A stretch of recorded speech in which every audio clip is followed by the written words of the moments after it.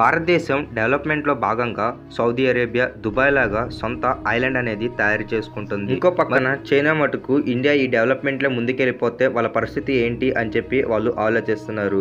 అయితే India one of the largest biggest port కట్టాలని చెప్పేసి డిసైడ్ అయింది. దీనివల్ల ఇండియన్ ఎకానమీ $1 trillion కి చేరుకుంటుంది. మరియు మనం ఇప్పటికే చాలా విధాల్లో ముందున్నాం. అందుట్లో డిఫెన్స్, టెక్నాలజీ మరియు ఇతర రంగాల్లో ఇప్పటికే మనం ముందుకెళ్తున్నాం. అయితే మహారాష్ట్రలో ఒక పోర్ట్ అనేది ఇండియా కన్స్ట్రక్ట్ చేయబోతుంది. మరియు ఈ పోర్ట్ అనేది వధవన్ పోర్ట్ గా పేరు డిసైడ్ చేశారు. మరియు ఈ వధవన్ పోర్ట్ అనేది ఏమి చిన్న పోర్ట్ కాదు, ఇంటర్నేషనల్ పోర్ట్ లెవెల్లో ఈ పోర్ట్ అనేది నిర్మాణం చేయబోతున్నారు. మరియు దీనికోసమే వీళ్ళు ఇండియా జీడిపి అనేది పెరిగిపోతుంది ఈ పోర్ట్ వల్ల. ప్రపంచ దేశాలు ధీటుగా ఈ పోర్ట్ అనేది నిర్మించబడుతుంది. మరియు ఇప్పటికే చాలా పోర్ట్లు అనేవి మనం నిర్మించాం. మరియు ఈ పోర్ట్లన్నిటికంటే బిగ్గెస్ట్ పోర్ట్ ఏమైనా ఉందంటే అది ఒక ముంత్రా పోర్ట్. ఈ రోజు వీడియోలో కొత్తగా కట్టే వధవాన్ పోర్ట్ గురించి మరియు దాని డిజైన్ మరియు దాని టెక్నాలజీ గురించి తెలుసుకుందాం. మరియు దీంతో పాటుగా నరేంద్ర మోడీకి ఇది ఎంతో ఇంపార్టెంట్ ప్రాజెక్ట్. మరియు ఈ వీడియో ఎవరైతే చూస్తున్నారో ఈ వీడియోకి ఒక లైక్ అయితే చేయండి. మరియు ఛానల్ సబ్స్క్రైబ్ చేసుకొని పక్కన ఉన్న బెల్ ఐకాన్ని ఆన్ చేయండి. ప్రతిరోజు చాలా షిప్స్ అనేవి కొన్ని వందల్లో కంటైనర్స్ అనేవి ఒక దేశం నుంచి ఇంకొక దేశానికి మోసుకెళ్తుంది.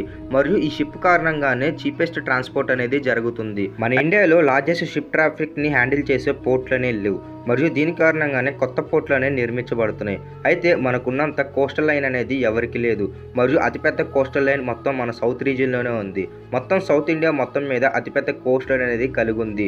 మరియు ఇప్పటికే చాలా పోర్ట్లు అనేవి నిర్మాణంలో ఉన్నాయి. మరియు దీంతో పాటుగా 50 సంవత్సరాల నుంచి మన షిప్పింగ్ ఇండస్ట్రీలో వెనకబడిపోయి ఉన్నాం. ఎందుకంటే సింగపూర్, మలేషియా మరియు ఇతర పెద్ద పెద్ద పోర్ట్లు అనేవి నిర్మించబడిపోయి ఉన్నాయి ఆ దేశంలో. మరియు దీని కారణంగా మన దేశంలో ఎప్పటి నుంచో మన షిప్పింగ్ ఇండస్ట్రీలో వెనకబడిపోయి ఉన్నాం. మరియు పెద్ద పెద్ద కంటైనర్ షిప్స్ అనేవి మన దేశంలోకి రావడానికి స్కిప్ చేస్తున్నాయి. మరియు దీని కారణంగా మన జీడిపిలో కూడా వెనకబడిపోయి ఉంటాం. దీని కారణంగానే అతిపెద్ద పోర్ట్ అయిన వధవన్ పోర్ట్ అనేది నిర్మించాలనుకున్నారు. మరియు దీంతో పాటుగా ఇప్పటికే Mundra port one of the largest port గా ఇండియాలో ఆపరేట్ చేస్తున్నారు. Jawaharlal Nehru port, Mumbai port, Visakhapatnam port, Deen Dayal port మరియు చెన్నై పోర్ట్, ఇవన్నీ పోర్ట్స్ అనేవి ఆల్రెడీ మన ఇండియాలో నిర్మించారు. మరియు ఇవన్నీ కమర్షియల్ పోర్ట్స్. మరియు వీటి కారణంగానే ఇండియాకి రెవెన్యూ మరియు ట్యాక్స్ అనేది ఎక్కువ మొత్తంలో వస్తుంది. మరియు మన గూడ్స్ అండ్ సర్వీసెస్ అనేవి వేరే దేశానికి ఈజీగా ట్రాన్స్పోర్ట్ చేస్తుంది. మరియు దీంతో పాటుగా ఇండస్ట్రియల్ హబ్గా కూడా మన ఇండియా మారబోతుంది. మ్యానుఫ్యాక్చరింగ్ ఇండస్ట్రీ సెక్టార్లో కూడా మన ఇండియా ముందుకు వస్తుంది. మరియు దీంతో పాటుగా చైనాని వదిలేసి అందరూ మన ఇండియా వైపే చూస్తారు. మరియు దీంతో పాటుగా కమర్షియల్ పోర్ట్స్కి కాంపిటీషన్గా మన ఇండియన్ పోర్ట్స్ కూడా తయారవుతాయి. మరియు ఈ పోర్ట్స్ అనేవి తయారవటం వల్ల ఇండియా ఎకానమీ పెరగడంతో పాటుగా ఎంతో మందికి జాబులు అనేవి వస్తాయి. మరియు ఎక్కువ శాతంగా 5,000 ఎకరాల్లో ఈ ప్రాజెక్ట్ అనేది నిర్మించడం అయితే జరుగుతుంది. మరియు ఇది సింపుల్గా చెప్పాలంటే 4 కిలోమీటర్ల పాటుగా లెంత్ అనేది ఉంటుంది. ఒక చిన్న దీవిలాగా ఉంటుంది. మరియు ఈ దీవిని తయారు చేయడానికి ఇప్పటికీ కొన్ని వేల టన్ను రాళ్ళు మరియు ఇసుక అనేది సముద్రంలో వేయటం జరుగుతుంది. అయితే ముంబై దగ్గర నుంచి కొంత దూరంలో ఈ పోర్ట్ అనేది కన్స్ట్రక్ట్ చేయడం వల్ల ల్యాండ్ ఎక్విజిషన్ ప్రాబ్లమ్స్ అనేవి రావు. మరియు సముద్రంలో మనం చూసినట్లయితే ఎంతైతే పడవ అనేది పైకి మనకు కనపడుతుందో మరియు పడవ అనేది అంతే కింద లోతులో కూడా ఉంటుంది. మరియు దీని కారణంగానే ఒకవేళ దాని దగ్గరలో ఏమైనా రాళ్ళు కానీ పోర్ట్ దగ్గరలో ఉండటం వల్ల ఇంజిన్ అనేది దెబ్బ పడుతుంది. మరియు దీని కారణంగా ఇంజిన్ రిపేర్ చేయించాలంటే కొన్ని $1 million ఖర్చు అవుతాయి. మరియు సరుకులనే టయానికి రవాణా చేయకపోవటం వల్ల షిప్పింగ్ కంపెనీస్ కొన్ని కోట్లలో నష్టాలనే చెవి చూస్తాయి. మరియు దీని కారణంగానే ఈ షిప్పింగ్ పోర్ట్ అనేది వధవాన్ పోర్ట్ అనేది ఒక దీవిలాగా నిర్మించబడుతుంది. మరియు దీని కారణంగా ల్యాండ్ అక్విజిషన్ కూడా అవసరం లేదు. ఎందుకంటే ఇది సముద్రంలోనే సొంతంగా ఒక ఐలాండ్ అనేది తయారు చేస్తున్నారు కాబట్టి.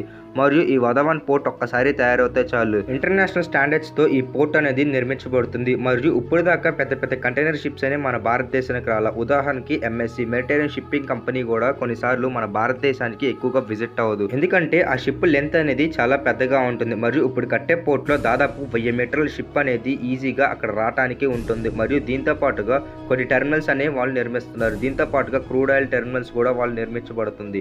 మరియు దీని కారణంగా లిక్విడ్ టెర్మినల్స్ నిర్మించడం వల్ల 2028లో ఎలానా సరే ఈ పోర్ట్ అనేది వీళ్ళు కంప్లీట్ చేసి ఇప్పటికే 38 గూడ్స్ వేర్ హౌస్ అనేది నిర్మించబడుతుంది. మరియు దీంతో పాటుగా ఆ చుట్టుపక్కల ఉన్న వాళ్ళు 2030 కల్లా అక్కడ దాదాపు ఎంప్లాయ్మెంట్ అనేది 12 లక్షల మందికి క్రియేట్ అవుతుంది.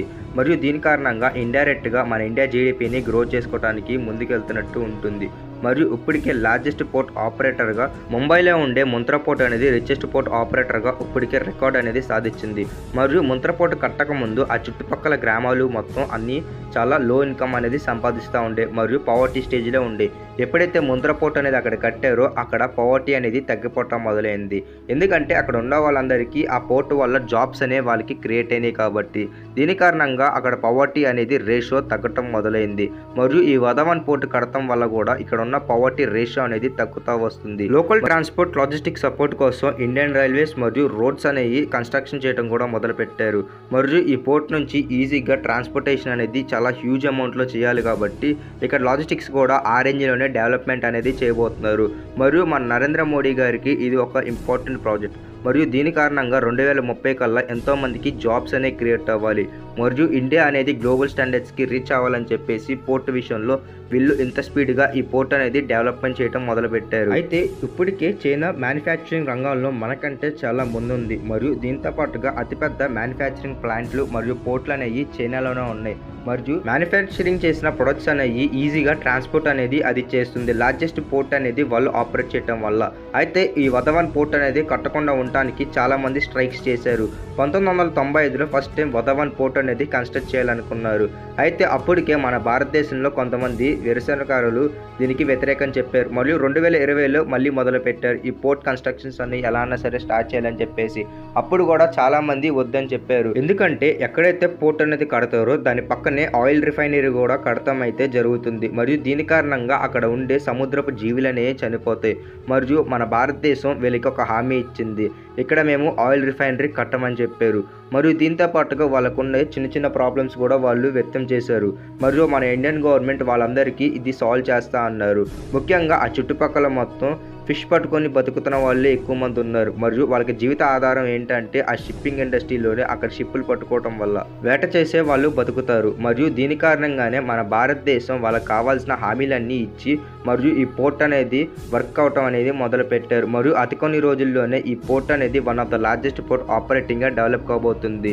దీంతో పాటుగా క్రూడ్ ఆయిల్ కూడా ఎక్కువగా మన భారతదేశం నుంచి ఎక్స్పోర్ట్ చేసే విధంగా ముందు చర్యలు అనేవి తీసుకుంటున్నారు. ఇది ఫ్రెండ్స్ ఈరోజు వీడియో. ఈ వీడియో గురించి మీరేమనుకుంటున్నారో కింద కమెంట్ సెక్షన్లో కమెంట్ చేయండి. వీడియో నచ్చితే లైక్ చేసి షేర్ చేసి ఛానల్ సబ్స్క్రైబ్ చేసుకొని పక్కన బెల్ ఐకాన్ని ఆన్ చేయండి.